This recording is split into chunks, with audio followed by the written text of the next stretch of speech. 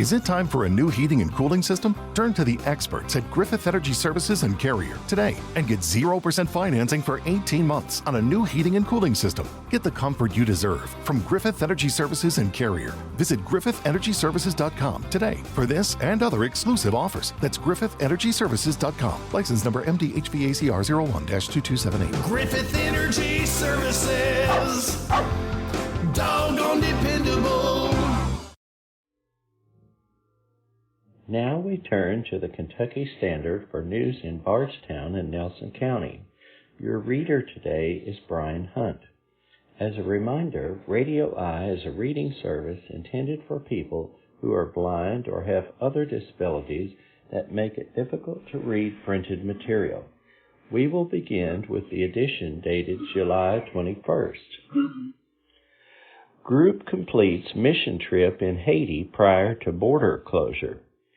A Springfield church group and a few Bardstown residents recently returned from a mission trip to Haiti, where they spent a week sharing love and prayer with orphan children and their caretakers. The group was still there when borders were temporarily closed following the assassination of Haitian President Jovenel Moïse. We were all experiencing different emotions. None of us ever felt in danger, just concerned about when we would be able to get home to our families, said Rebecca Mudd, a Bardstown resident who was among the 11 participants on the trip. Our team really rallied together, prayed, and ultimately relied on God to work out the details. Mudd attends Parkway Baptist Church in Bardstown, but joined other Bardstown residents from Southeast Christian Church and members of the Bethlehem Baptist Church in Springfield on the week-long mission, which included both youth and adult participants. The team was there in partnership with Core Love, an organization that does mission work to meet basic needs for children in communities and orphanages around the world, including the U.S., Haiti, and India. They spent the week praying with, doting on, and building relationships with children and caregivers at orphanages in Massad and Genevieve. The group was on the last day of the trip, preparing to fly home the afternoon of July 7th, when they received a knock on their hotel doors around 5:30 a.m., informing them of the assassination. We were all in shock as we hurriedly gathered our things. A Haitian pastor who traveled with us all week, Pastor CJ, kept saying, "Just get your passport. We must leave now," Mudd recalled. By the time they reached the lobby of their hotel, they were informed their airline had already canceled all morning flights, and they would have to wait to see if their afternoon flight was also canceled. Thankfully, we waited because the airport ended up closing down that day, Mudd said. We learned later on that evening that the interim prime minister issued a 15-day state of siege where he would put Haiti on a lockdown to keep peace in the streets as well as give the police time to capture the suspects. The group was told their flight had been rebooked for that Friday, and the Coralove staff decided to move them to a hotel in Port-au-Prince, which also houses the U.S. Embassy, to be closer to the airport when it reopened. This was a challenge that we didn't see coming, but God did and prepared us for it, said Bobby Joe Mattingly, a youth leader at Bethlehem Baptist Church. He provided for us, protected us, and encouraged us through those couple days where we really didn't know what was going to happen. Mudd said normally busy streets were oddly quiet. We were never in danger or threatened in any way, Mattingly added, believing this was a testament to the power of prayer and faith. On Friday morning, the group arrived at the airport early to find it open. I think we were all super excited to get those COVID tests done so we could board our plane, Mudd said. Mudd said their team, while happy to be home, worries about the lives they left behind. We all feel a strange mixture of emotions, she said, ecstatic to be home, but devastated that we had to leave a land we love and people we love in such turmoil. President Moise was killed and his wife was injured during an attack at their private home on July 7th. Authorities have reported at least 18 suspects linked to the assassination have been arrested, and at least 3 suspects were killed. The Associated Press reported on Sunday that the deepening political turmoil has prompted dozens of Haitians to visit the U.S. Embassy in Port-au-Prince in recent days to seek a visa or political asylum. On Monday, it was announced the country's interim prime minister would step down and the designated prime minister, Ariel Henry, would replace him to honor Moise's wishes made prior to his death. Haiti, the poorest country in the Western Hemisphere, has long been impacted by political violence, repression, natural disaster, poverty, and disease. Please remember Haiti in your prayers, Mudd said. They are a resilient people, but they deserve so much more than the corrupt government they are accustomed to. Next. Bullitt County Sheriff's bait trailer nets Nelson residents. A bait trailer set up by the Bullitt County Sheriff's Office has caught up several Nelson County residents in the legal system with felony theft charges. Bullitt County Sheriff Walt Scholler confirmed an ongoing operation by his criminal interdiction unit that involved setting up a flatbed trailer alongside the road and waiting for people to take it. In late May and early June, detectives set up the trailer on the shoulder of Kentucky 245 north of the Nelson-Bullitt County line. Sometimes it was the only trailer. Other times there were items on the trailer such as a big screen TV. Scholler did not tell the Standard how many people have been arrested as a result of the operation, but characterized it as successful. He said one day 3 people were arrested for hauling off the trailer.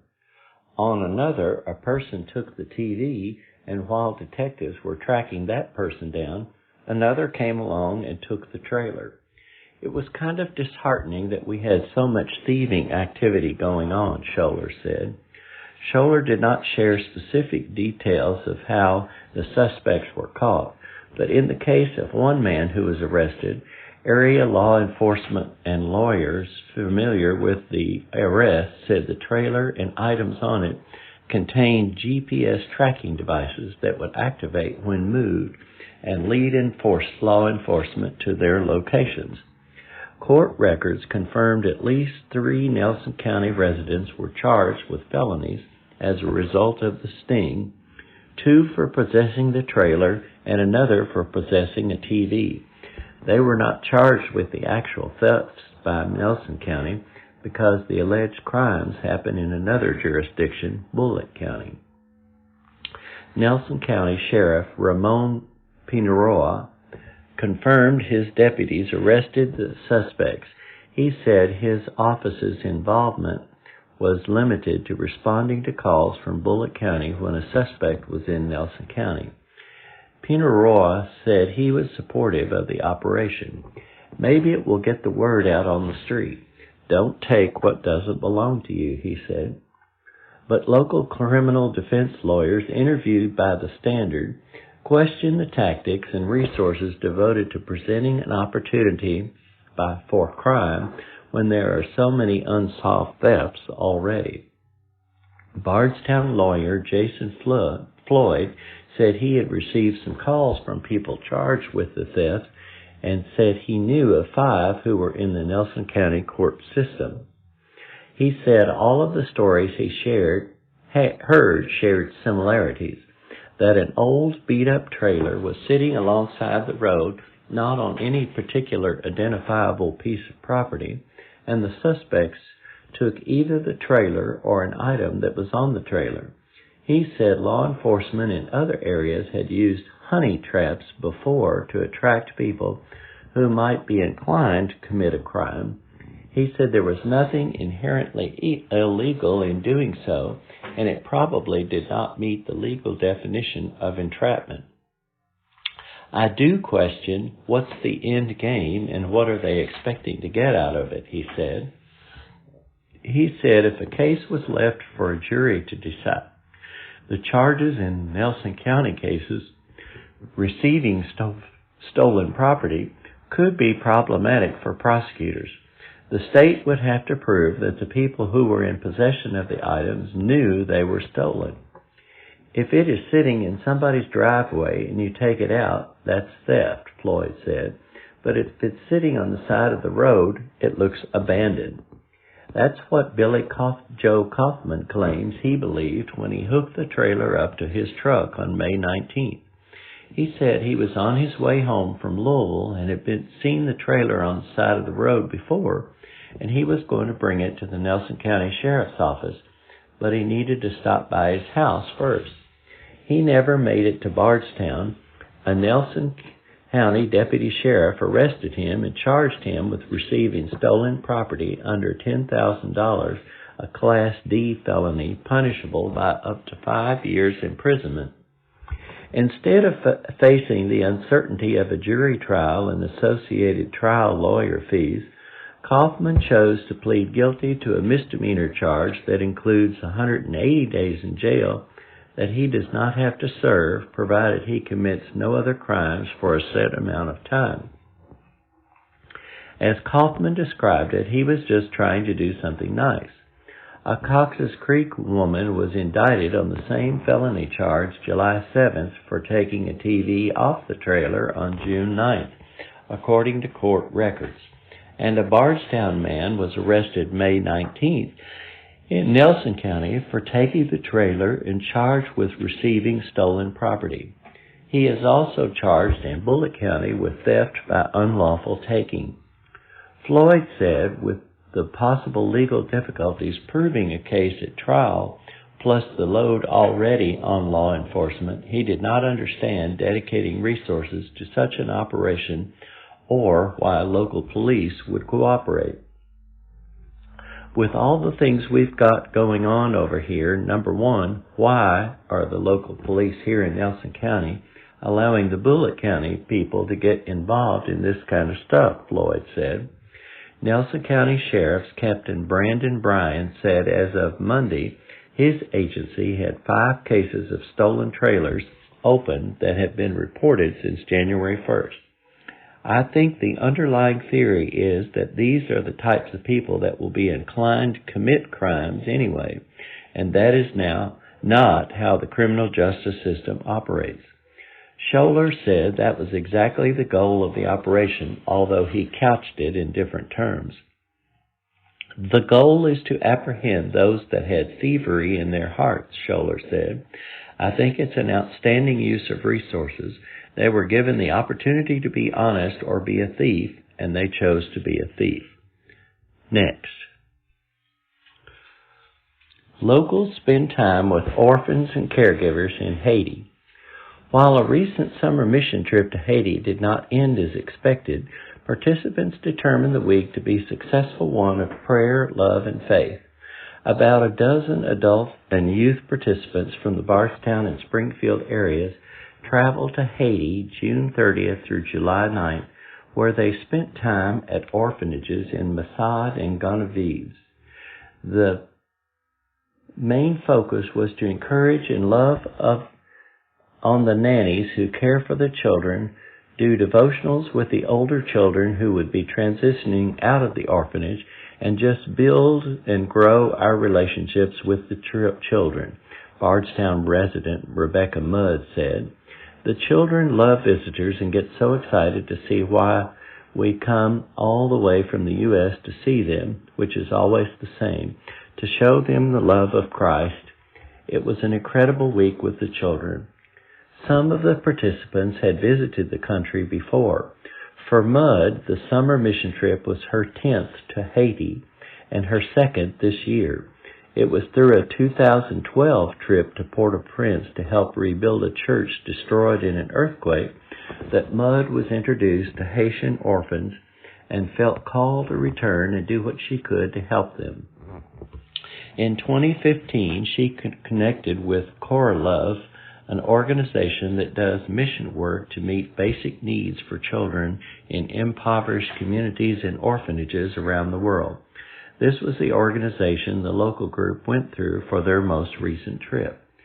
There are 153 million orphans worldwide, and Cora Love is doing an amazing job at their part to combat the orphan crisis, said Diane Wheatley, another Bardstown resident who attended the trip along with her daughter Mariana. They have established 2 orphanages in Haiti. They employ Haitian women to come and care for the orphans, including orphans with special needs. These ladies are the children's mamas, and they take care of them as well as any biological mother would. Wheatley said witnessing the love between the caregiver and the children was a blessing and praised the organization's staff for their work. One of the Cora Love orphanages has a school and a medical clinic that is open to children and adults in the surrounding community, she said, and the goal is to open a school at the other orphanage as well.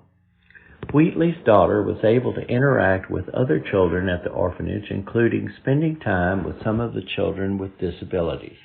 It was the first time to Haiti for both of them, though Wheatley's husband had visited the country on a mission trip last March. While there this month, the group offered a vacation Bible school to the children, expressed appreciation for the caregivers, and took part in numerous other activities. One of the activities included building benches to be used in different ways in the community. By the end of the week, some of the kids instructed in the process were able to build the benches on their own. The trip to Haiti was an amazing week from start to finish, Wheatley said. To have the opportunity to go and meet so many beautiful children and adults in Haiti was such a blessing. It is crazy how quickly God knitted all our hearts to those orphans. Mudd described the trip as humbling. What they lack in material possessions, they very much make up for in their love for the Lord and for one another, she said. When driving from our hotel to the orphanage, children, as well as adults from the village, would run out onto the streets and wave at us. The truck rides were always special. It was humbling to see the conditions in which the people lived, yet the joy they possessed was very powerful. It was evident the Lord was present in their lives. Bobby Joe Mattingly, a youth leader at Bethlehem Baptist Church in Springfield, said the group met for prayer and devotional 40 days prior to the trip. Just as Jesus spent 40 days in the wilderness preparing for his mission into the world, and Mattingly said this paved their way for the mission work. The Lord orchestrated a beautiful trip as we got to minister, play, talk, and build a relationship with the kids, Mattingly said. The Lord allowed us to help in growing their relationship with Jesus through Bible studies, crafts, and games. The group's trip home was delayed a few days following the assassination of Haitian President Jovenel Moise on July 7th, but the team members said they never felt concerned for their safety and credit the Cora Love staff for their response, accommodations, and care. The president's assassination is an example of ongoing political turmoil that plagues the country. For those who took part in the mission trip, leaving the residence is difficult, but many are eager to return when they can to continue both their physical and spiritual work. I pray often for Haiti. I pray for the orphans, the staff of Cora Love, the people of Haiti, and for leadership to improve there, Wheatley said. It was such an amazing trip, discovering a passionate love for another nation and for the people of that nation. Next, Bardstown to conduct a downtown parking study. When Mayor Dick Heaton laid out the city's 2-year plan at the beginning of the year, one of his goals was to complete the parking study. Anyone who lives, works, or visits Bardstown knows that parking has been an issue for several years. The first step in finding a solution to the problem is taking place now, as the city of Bardstown is asking the community to help out by taking a short survey that will be available on the city's website at www.cityofbardstown.org through the end of July. The city is consulting with WGI, an engineering company focused on public infrastructure, to facilitate the study. The current study, initiated by the mayor and city council, is focused on improving parking efficiencies within the city, said Geographic Information Systems Coordinator David Evans. A key part of the study is a public survey available online for residents, employees, and visitors. The goal is to gather feedback on parking conditions and accessibility. The results of the survey will be used to develop the recommendations by enhancing parking downtown. One option would be to purchase land to build a new lot, something Evans said the city has considered in the past. He noted that WGI has worked with other municipalities with the goal of improving utilization of existing facilities. Their recommendations may include improving and wayfinding technology and signage to direct people to alternative or underutilized parking areas, agreements with local businesses to open parking areas for public use outside regular business hours, and potentially a more stringent enforcement of parking restrictions, Evans said. The study asks downtown residents, employees, and visitors for opinions on parking conditions and accessibility. It provides the opportunity for the community to give feedback on off-street parking lots, on-street parking, pedestrian space and safety, and loading zones for delivery vehicles. The survey contains 24 questions and should take 5 minutes to complete. A flyer containing a QR code linked to the survey has also been included in the latest bill cycle for downtown residents and business owners. Some of the questions on the survey include: what mode of transportation do you use to get to downtown?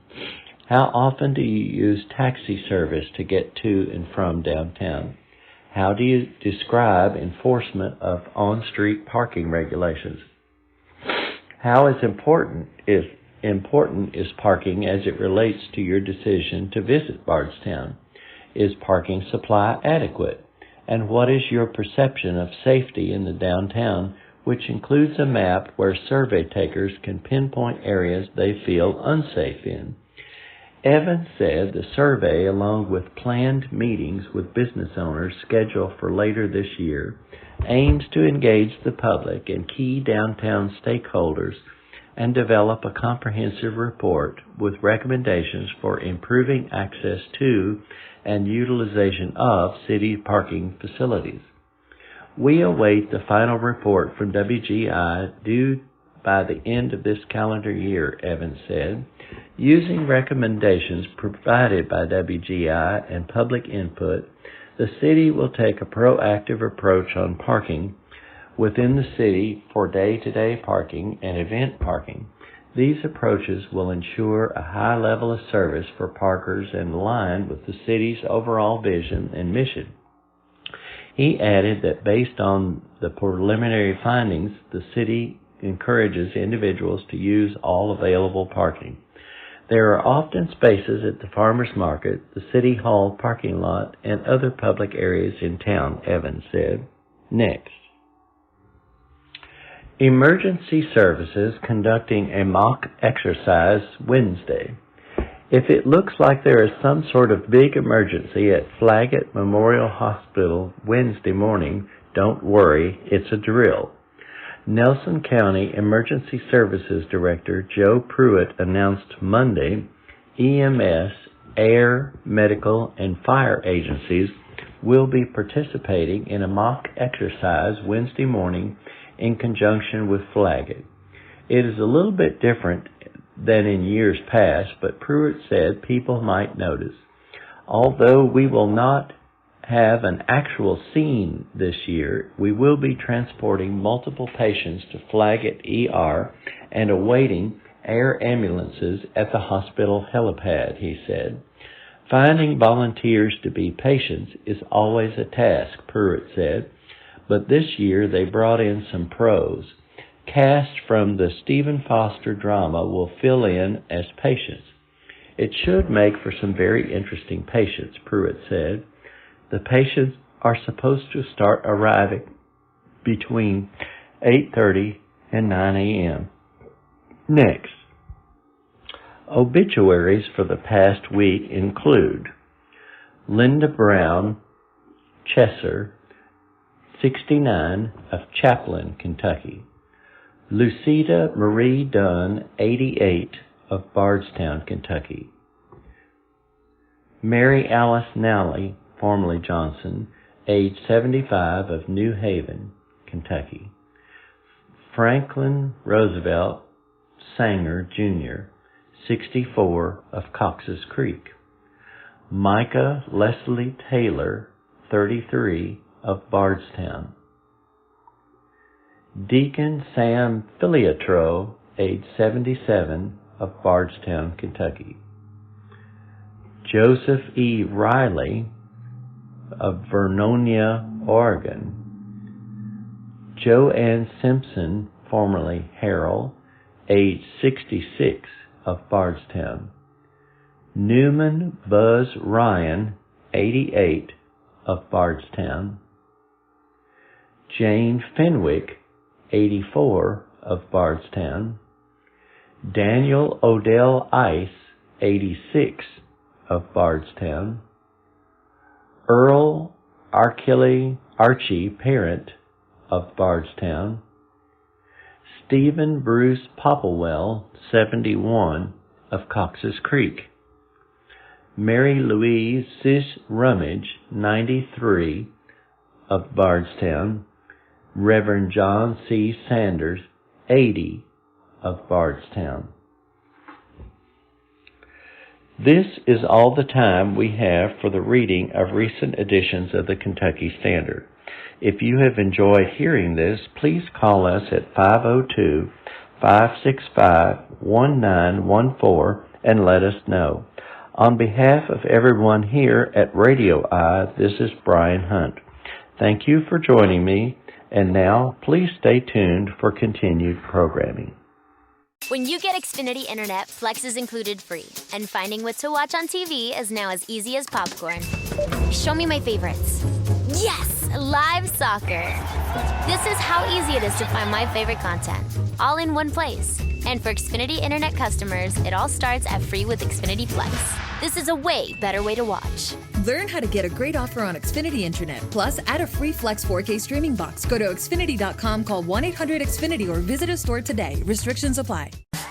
The new Macy's Backstage at the Center at Preston Ridge opens Saturday. Here's the deal. Our name says Macy's, but Macy's Backstage has totally different finds at incredibly low prices. Think the latest looks, home decor, toys, and more. Plus, Macy's Star Rewards members earn on every purchase, except gift card services and fees. So join us Saturday, September 18th at 10 a.m. for the new Macy's Backstage at the Center at Preston Ridge. Off price, on trend, arriving daily. More at Macy'sBackstage.com.